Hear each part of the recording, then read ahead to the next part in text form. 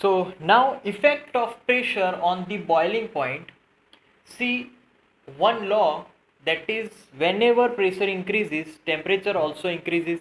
So here, as pressure increases, temperature is also increases. Pressure decreases, temperature will be decreasing then. So now according to this law, if we just pour water inside pressure cooker and now just uh, give rise to the temperature to the pressure cooker, now what exactly happens? Because of that pressure, because of we are using pressure cooker, pressure inside that will be increasing.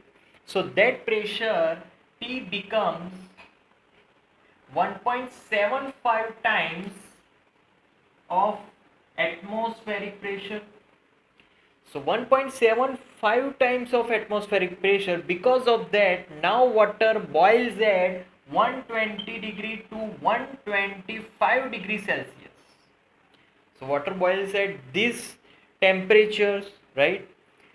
So here, because of that, pressure increasing, that's why temperature is also increasing. That's why now our food or any substance inside that pressure cooker will cook faster than the previous one, than the normal atmospheric pressure, because here we increase that pressure, right? So that's why it cooks at this temperature. Now whenever we know that because of altitude, because of the larger height, we know that at larger height pressure is decreasing. So whenever pressure is decreasing, at that time pressure is less than 1 atmospheric.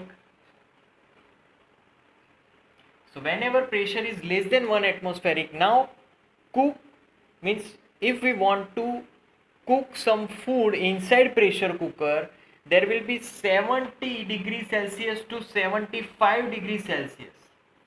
Now here there is so much less temperature because of less than 1 atmospheric. So that temperature can't get up to 100 degrees Celsius now because of less pressure. So that's why on the mountains, on the high altitude, we can't cook food easily, because to cook that food we require some enough atmosphere, enough pressure, but here we can't get that atmospheric pressure. That's why there will be difficult to cook food on high altitude. So that is the effect of pressure on the boiling point.